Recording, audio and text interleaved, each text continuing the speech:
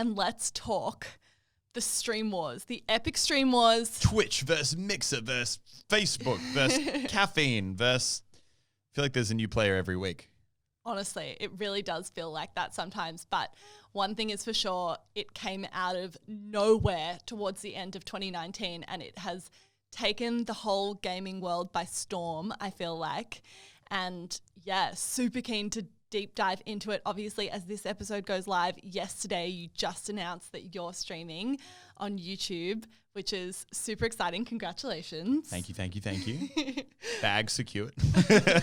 I mean, I was behind the scenes, so I knew about it a little bit before, but but I guess it's super interesting to talk about because this is something that I feel like 6 months or a year ago, no one could have predicted that this would have happened. I feel like Twitch was absolutely the main player in the streaming world, and really there was no second place. I mean, Mixer was playing around for a little bit, YouTube Live was playing around for a little bit, but in terms of what was really known as the home of streaming, Twitch was without a doubt the top player. Yep. And then what happened? I mean, it seems like everyone was kind of towing around for a little bit. I think Mixer was, really trying to invest in smaller creators and grow the platform organically. Mm-hmm. And then, I don't know, I wonder if it was in their plan all along, if they knew it would reach this point and they just waited because they wanted to build out the infrastructure.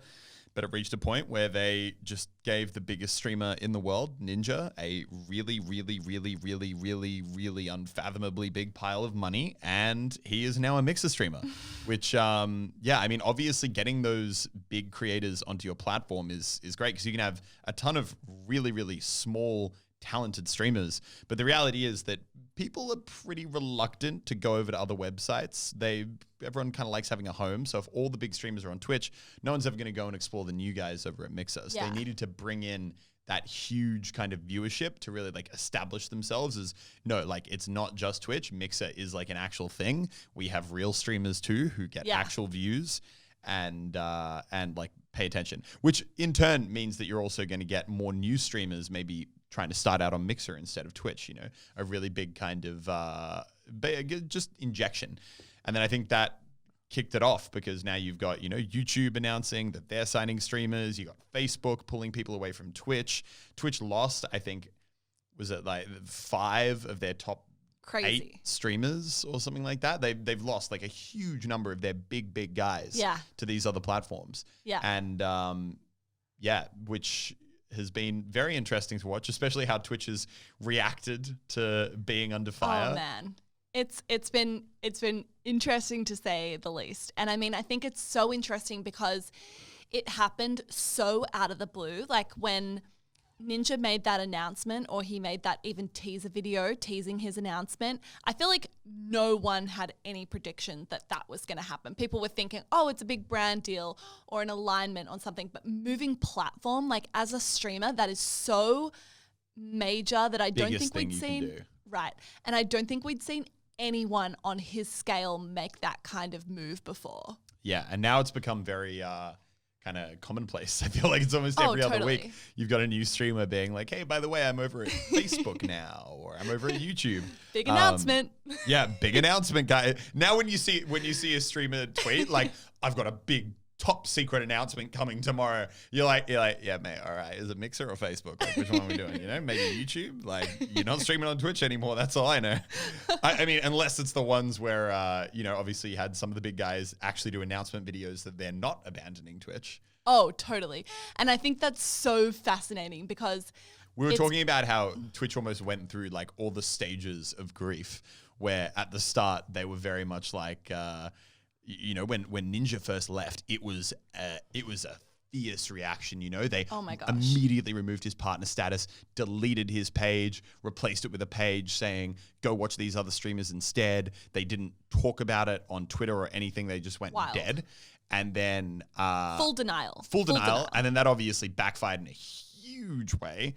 And then, now you kind of see they went through a bit more of a phase where people would start leaving and they'd be like, oh, it was good to have you. Thanks for being here, Shroud. Wish you well. Yeah. His little highlight moment of, all the great times you had on the platform. Go have a good time. And then, the full swing now where it's if they manage to retain someone like what they did with Tim Tapman, Dr. Lupo, and Dr. Disrespect, where they're like, oh yeah, no, oh no, so it wasn't. It was yeah. Anyway, World of Warcraft guy. But when those people, they're like, oh yeah, we're staying on Twitch now, and that's like they're making announcement videos that they're literally just retaining their streamers, which is semi-amusing.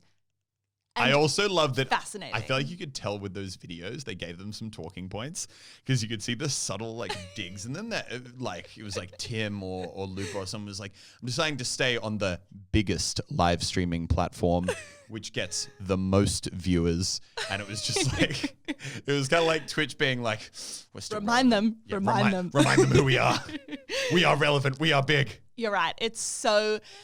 It's definitely fascinating because I think 6 months ago, 12 months ago for sure, you would never, ever, ever see videos of Twitch just retaining their largest streamer because it would be like, you know, is the Pope Catholic? Like, duh. Like, or even no people, shit, they're staying on Twitch. Even people leaving, like, you know, it's interesting because I think everyone's realized that you know, ultimately, I think this tug and war is probably going to go on for years yet, you know, even like 5-10 years, whatever. Mm-hmm. But I think ultimately live streaming is probably, at least in the Western world, going to go the same way that YouTube has, which is like, you don't see, I mean, you talk about an online VOD platform to post content, it's YouTube. Like, you know that like Vimeo and what is it, Daily Motion, those kind of guys, like they exist, but they're not even on the spectrum. No. Because ultimately people want to know, this is where I go to consume content. Mm-hmm. I go here, this is where I get my content, I'm good. They want to watch, you know, like a ninja stream, and then they want to immediately look in their sidebar and say, oh, Dr. Lupo's on now, I'm gonna go watch that guy. Totally. So, and I feel like streaming is going to go that way. And I think that everyone kind of realized all at once, they're like, oh wow, this train is leaving the station. Like, we need to make moves now or it's going to be too late. And, you know, for Microsoft, I guess they can afford it, and they probably, and obviously the plays you're seeing right now in the digital content space across everything, you know, like Netflix, Disney Plus, all that kind of thing. And I guess that everyone just sees that online content is where things are going, and they don't want to leave it too late. And when you've got people like Amazon and Microsoft battling over it, I mean, the winners are the content creators.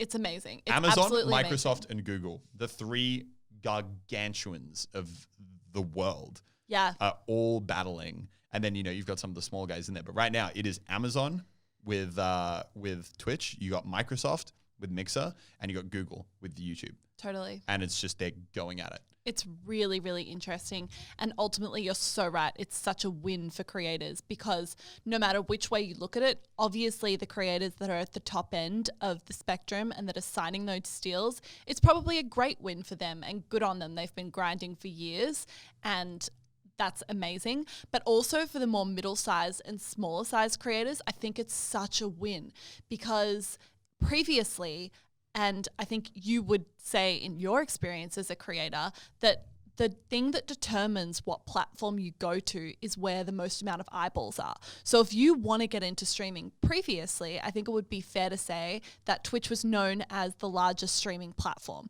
And so if you wanted to get into streaming, Twitch was the place you had to be. But in that being said, Twitch is such a saturated platform. There are so many creators there. It's really hard to stand out, and I think that the Twitch algorithm doesn't do a great job at promoting new or smaller creators and allowing them to find an audience, unlike a platform like YouTube, which I think has a great recommended algorithm.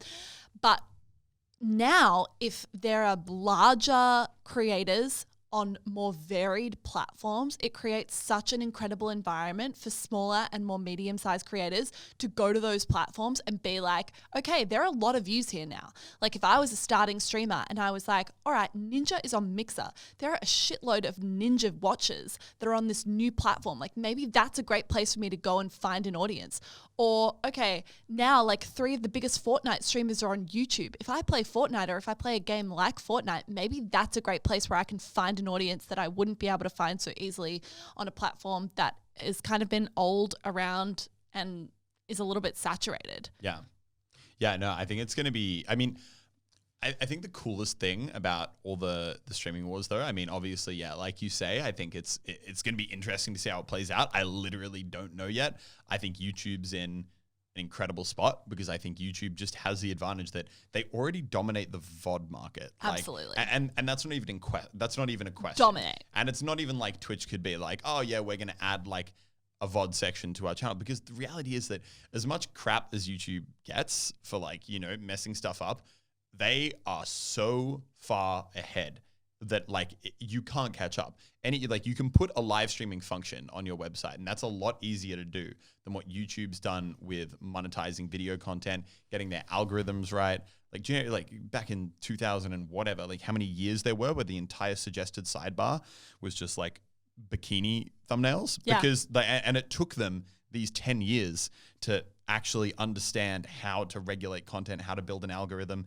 Why, when I'm on YouTube, the suggested video is almost always one where I'm like, you know, I might actually give that a watch, you know, like, because they know what you want. And they've spent years developing that. No one can pick that up. Mm-hmm. You can pick up streaming, I think, a lot easier than you can pick up VOD content. But I think the coolest part about the whole thing is that everyone's been quite cool with people going and becoming so streamers.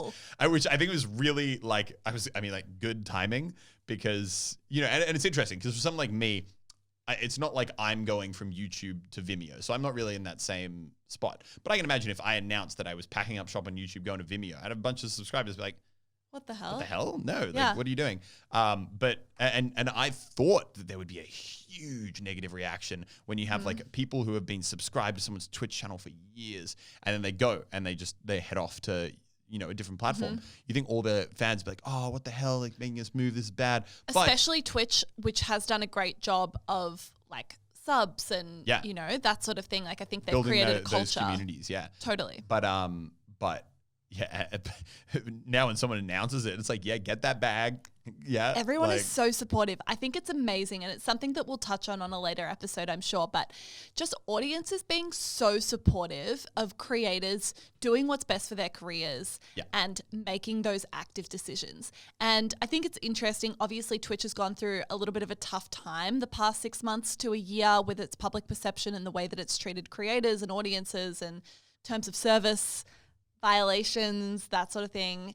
And yeah, but I think it is absolutely amazing to see how supportive audiences have been of people changing platforms, which from an audience perspective is tough. Like, it's so nice to be able to go to one platform and find all of your favorite creators. Like, I can't imagine what it would be like if there was multiple big players in the VOD category, and it was like, okay, I go to YouTube to find David Dobrik and Lachlan, and I go to Vimeo to find this person and this person. Like, that would be so annoying. But to see that audiences have been so supportive is such a positive reflection of the fact that people, I think, are looking for improvement in the gaming and all live video space, which is amazing to see, and ultimately such an opportunity for creators. Yeah, and I think that the other big thing is just that, I mean, horrible timing from Twitch, but people don't like Twitch anymore. I mean, they don't dislike them. I think it's probably tapered off recently, but they're a little disillusioned. People are almost barracking against Twitch. Twitch used to be seen, I think, similar to like YouTube, like very organic and very homegrown. I think obviously now that, you know, they're part of the big Amazon conglomerate, you know, you lose a little bit of that. And I think that you've really seen that translate. Like, people used to go out and bat to like die for Twitch. You talk bad about Twitch, you talk about leaving Twitch. People are like, no, I'm loyal to this platform. I love this platform. Yeah. These days, I think people demand more. Yeah. Yeah.